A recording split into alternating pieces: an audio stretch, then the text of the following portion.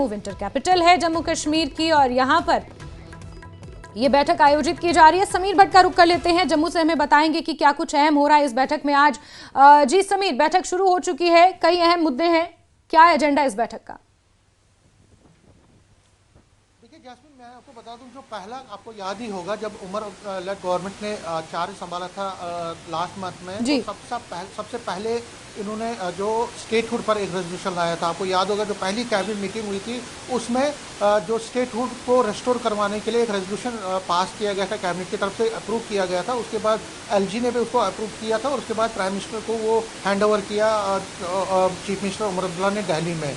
अब दूसरी मीटिंग हो रही है और जम्मू में ये पहली मीटिंग हो रही है। कैबिनेट की ये दूसरी मीटिंग यहाँ जम्मू के इसी चीफ मिनिस्टर रेजिडेंस पे शुरू हुई है। मेरे पीछे आप ये जो सीएम रेजिडेंस देख रहे हैं वाजारात रोड पे जम्मू के, यहाँ पे ही तकरीबन 10 बजे मीटिंग शुरू हुई है। सारे जो कैबिनेट मंत्री हैं, जिसमें deputy chief minister Surendra Chaudhary हैं, कैबिनेट मंत्री सकीना इत्तू, जावेद राणा और सकीना इत्तू, ये सारे जो मंत्री हैं वो ऑलरेडी इधर पहुंच गए थे पहले ही और 10 बजे से मीटिंग शुरू हुई है। बड़ी सिग्निफिकेंट मीटिंग है, बड़ी इंपॉर्टेंट मीटिंग है और कई डिसीजन को लिया जा सकता है, क्योंकि जो पहली कैबिनेट मीटिंग हुई थी उसके बाद अब ये दूसरी मीटिंग एक कुछ अंतराल के बाद हुई है और कहा जा रहा है कि कई बड़े डिसीजन लिए जा रहे हैं। क्योंकि deputy chief minister Surendra Chaudhary ने कुछ दिन पहले हमें कहा था कि कई चीज़ों पर मंथन होगा, कई चीज़ों पर डिसीजन होगा और सबसे पहले उन्होंने कहा था कि जो अनएम्प्लॉयड यूथ है उनकी एम्प्लॉयमेंट स्कीम पर कोई